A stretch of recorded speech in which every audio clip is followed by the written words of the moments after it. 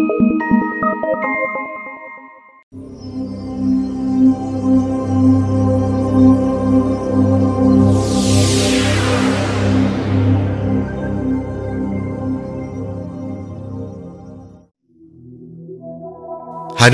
ശ്രീരാമന്റെ ഏറ്റവും വലിയ അനുയായിയായത് അദ്ദേഹത്തിന്റെ അതിതീവ്രമായ ഭക്തിയും നിസ്വാർത്ഥ സേവനവും കൊണ്ടാണ്. ഹനുമാൻ തന്റെ സ്വാമിയെ പരിചരിക്കുവാൻ ലഭിക്കുന്ന ഒരു ചെറിയ അവസരം പോലും പാഴാക്കിക്കളയാറില്ല എന്ന് മാത്രമല്ല, അത് ഫലപ്രദമായി ചെയ്യുകയും ചെയ്യും. അതിനുവേണ്ടി എവിടെ വരെ പോകാനും എന്ത് ത്യാഗം സഹിക്കാനും അദ്ദേഹം തയ്യാറായിരുന്നു. എന്നിരുന്നാലും അദ്ദേഹത്തിന്റെ ഈ സേവനം മറ്റു ചിലർക്ക് ബുദ്ധിമുട്ടുണ്ടാക്കിയിരുന്നു. സീത, ലക്ഷ്മണൻ, ഭരതൻ, ശത്രുഘ്നൻ എന്നിവരായിരുന്നു അവർ. ശ്രീരാമന്റെ എല്ലാ ആഗ്രഹങ്ങളും നിമിഷനേരം കൊണ്ട് ഹനുമാൻ സാധിച്ചു കൊടുക്കുന്നതിനാൽ അദ്ദേഹം അവരോട് ഒരു കാര്യവും ആവശ്യപ്പെടാതെയായി. അങ്ങനെയിരിക്കെ ഒരു ദിവസം ഈ 3 സഹോദരന്മാരും കൂടി സീതയുടെ അടുത്തെത്തി. എന്തുപറ്റി 3 പേരും കൂടി ഇവിടെ ഒരുമിച്ച്? അമ്മേ, ഞങ്ങളുടെ ജ്യേഷ്ഠന്റെ ഓരോ കുഞ്ഞു കാര്യവും ഹനുമാൻ ചെയ്തു തീർക്കുന്നതിനാൽ ഞങ്ങൾക്ക് ജ്യേഷ്ഠനെ പരിചരിക്കുവാനുള്ള അവസരം ലഭിക്കുന്നില്ല. ഇത് ജ്യേഷ്ഠനെ ഞങ്ങളിൽ നിന്നും അകറ്റുമോ എന്ന് ഞങ്ങൾക്ക് ഭയമുണ്ട്. ഇതിനുള്ള പരിഹാരം അമ്മ തന്നെ കണ്ടെത്തണം. അതെ അമ്മേ, ഞങ്ങളുടെ ഈ പ്രശ്നം പരിഹരിക്കുവാൻ അമ്മയ്ക്ക് മാത്രമേ കഴിയൂ.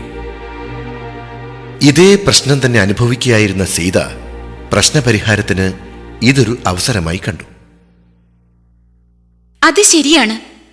നമുക്കെല്ലാവർക്കും ഒരുപോലെ അദ്ദേഹത്തെ പരിചരിക്കുവാനുള്ള അവസരങ്ങൾ ലഭിക്കണം.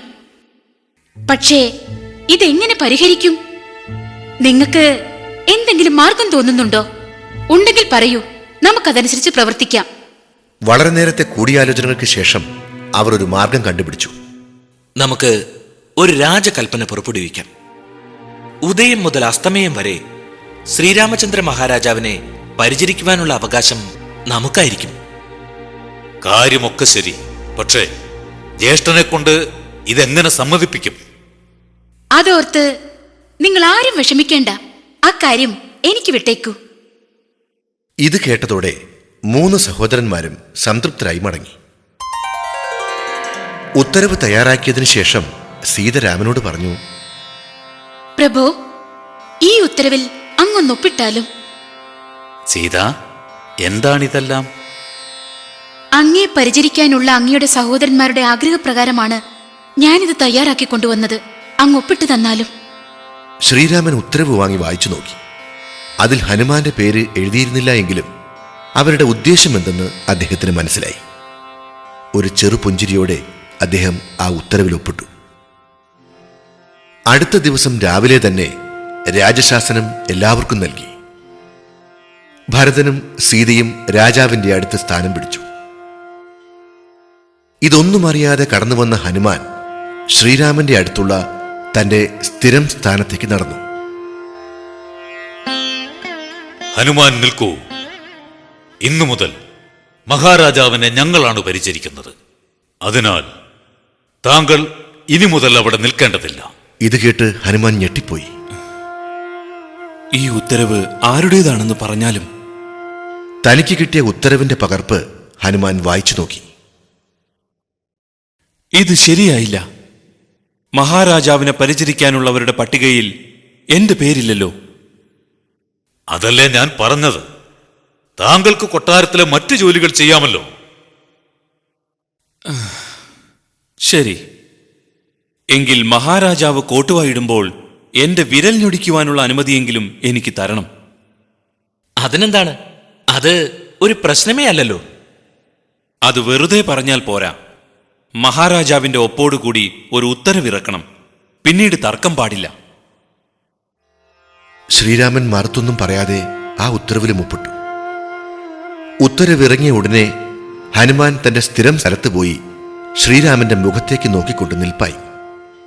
മഹാരാജാവ് കോട്ടുവായിട്ടാൽ വിരൽ ഞൊടിക്കണ്ടേ? ശ്രീരാമൻ എവിടെ പോയാലും ഹനുമാൻ പിന്തുടരാൻ തുടങ്ങി. ഒരു നിമിഷം പോലും ഹനുമാൻ അതിൽ വീഴ്ച വരുത്തിയില്ല.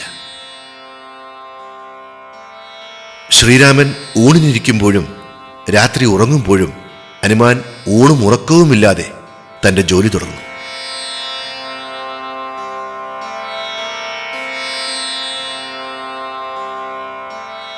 അർദ്ധരാത്രിയായിട്ടും ഹനുമാൻ ഒരു പോള കണ്ണുപോലും അടച്ചില്ല.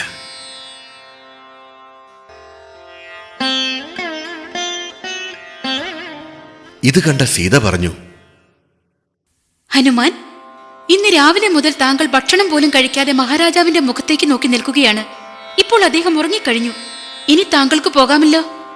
ഹനുമാൻ ചിന്തിച്ചു, കോട്ടുവ ഏതു നിമിഷവും വരാം. അപ്പോൾ താനിവിടെ ഇല്ലാതിരുന്നാൽ ശരിയാവില്ല. പക്ഷേ സീതയോട് മറുത്ത് പറയാനും വയ്യ.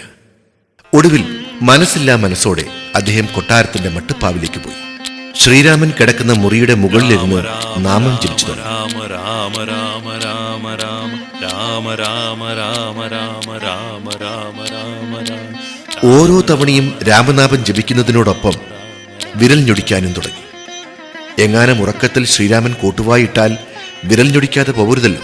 ഇതേ സമയം ഓരോ വിരൽ ഞൊടിക്കലിനൊപ്പം ശ്രീരാമൻ കോട്ടുവായിടാൻ ആരംഭിച്ചു. കുറെ തവണയായപ്പോൾ അദ്ദേഹം തളർന്നു. അവസാനം അതികഠിനമായ വേദനയോടെ വായ തുറന്നിരിക്കാൻ തുടങ്ങി. സീത ഇത് കണ്ട് ഭയന്നു. ലക്ഷ്മണ, വേഗം കൊട്ടാരം വൈദ്യനെ വിളിക്കൂ. എനിക്കിത് കണ്ടു നിൽക്കാൻ പറ്റുന്നില്ല. കുറെ നേരം വായ തുറന്നു തന്നെ ഇരിക്കുന്നതിനാൽ ശ്രീരാമന്റെ കണ്ണിൽ നിന്ന് വെള്ളം വരാൻ തുടങ്ങി. ഇത് കണ്ടതോടെ എല്ലാവരും കരച്ചിലായി. സംഭവം അറിഞ്ഞ് രാജഗുരു വസിഷ്ഠ മുനി എത്തി. രാമൻ ആ നിലയിൽ തന്നെ ഗുരുവിനെ വന്ദിച്ചു. ഗുരു രംഗം നിരീക്ഷിച്ചു. ഹനുമാന്റെ അഭാവം ശ്രദ്ധിച്ചു. ഹനുമാൻ എവിടെ? ആവശ്യമുള്ള സമയത്ത് അദ്ദേഹം ഇതെവിടെ പോയി? കുറ്റം ഞങ്ങളുടേതാണ്. ആവശ്യമില്ലാത്ത ഒരു നിയന്ത്രണം ഹനുമാന്റെ മേൽ ഞങ്ങൾ ഇന്ന് കൊണ്ടുവന്നു. അദ്ദേഹം വളരെ സ്നേഹപൂർവ്വം ചെയ്തിരുന്ന ഒരു ജോലി ഇന്ന് ഞങ്ങൾ എടുത്തു മാറ്റി. പകരമായി മഹാരാജാവ് കോട്ടുവായിടുമ്പോൾ വിരൽ ഞൊടിക്കുന്ന ജോലി അദ്ദേഹം ചോദിച്ചു വാങ്ങി. ഇന്ന് മുഴുവനും അദ്ദേഹം തന്റെ ജോലിയിൽ മുഴുകി മഹാരാജാവിന്റെ അടുത്ത് നിന്നു. രാത്രി മഹാരാജാവ് ഉറങ്ങിയപ്പോൾ ഞാൻ പറഞ്ഞിട്ടാണ് അദ്ദേഹം പോയത്. ഞാൻ കാരണം അദ്ദേഹം വല്ലാതെ വേദനിച്ചിട്ടുണ്ട്. അദ്ദേഹം പോകുമ്പോൾ വളരെ ദുഃഖിതനായിരുന്നു. അങ്ങിതിന് എന്തെങ്കിലും ഒരു പരിഹാരം കണ്ടെത്തണം. സ്വാമിയെ അവിടുന്ന് രക്ഷിച്ചാലും. ഇത് കേട്ട വസിഷ്ഠമുനി മട്ടുപ്പാവിലേക്ക് കയറി. അവിടെ ഹനുമാൻ നാമം ജപിക്കുന്നതിനോടൊപ്പം വിരൽ ഞൊടിക്കുന്നത് അദ്ദേഹം കണ്ടു. വസിഷ്ഠമുനി അദ്ദേഹത്തിന്റെ അടുത്തെത്തി സാവധാനത്തിൽ അദ്ദേഹത്തെ ധ്യാനത്തിൽ നിന്നും ഉണർത്തി. പ്രണാമം ഗുരുദേവ. ഹനുമാൻ, താങ്കൾ എന്റെ ഒപ്പം വരൂ. അദ്ദേഹം വിരൽ ഞൊടിച്ചുകൊണ്ട് തന്നെ വസിഷ്ഠമുനിയെ അനുഗമിച്ചു. ശ്രീരാമന്റെ തുറന്നിരിക്കുന്ന വായ കണ്ട് ഹനുമാൻ പരിഭ്രമിച്ചു. അദ്ദേഹത്തിന്റെ കണ്ണിൽ നിന്ന് കണ്ണുനീരൊഴുകാൻ തുടങ്ങി. പെട്ടെന്ന് വിരൽ ഞൊടിക്കൽ നിർത്തി. അതോടെ ശ്രീരാമന്റെ വായ അടഞ്ഞ് പഴയതുപോലെയായി. ഇത് കണ്ട് ഹനുമാൻ തേങ്ങിക്കരയാൻ തുടങ്ങി. മകനെ, ഇനി മുതൽ നിനക്ക് മാത്രമേ ശ്രീരാമചന്ദ്ര മഹാരാജാവിനെ പരിചരിക്കാൻ അർഹതയുണ്ടാവുകയുള്ളൂ. അതിൽ നിന്ന് ആരും നിന്നെ തടയില്ല. നിനക്ക് മംഗളം ഭവിക്കട്ടെ. വളരെ നന്ദി അമ്മേ. ലോകത്തിലെ ഏറ്റവും വലിയ വരം ലഭിച്ചതുപോലെ ഹനുമാൻ സീതയെ പ്രകീർത്തിക്കാൻ തുടങ്ങി. സീത അദ്ദേഹത്തെ അനുഗ്രഹിച്ചു. എല്ലാവർക്കും ഭഗവാനെ പരിചരിക്കാൻ അവകാശമുണ്ട്. പക്ഷേ യഥാർത്ഥ ഭക്തന് മാത്രമേ അതിന് അർഹതയുള്ളൂ എന്നതാണ് ഈ കഥയിലെ ഗുണപാഠം.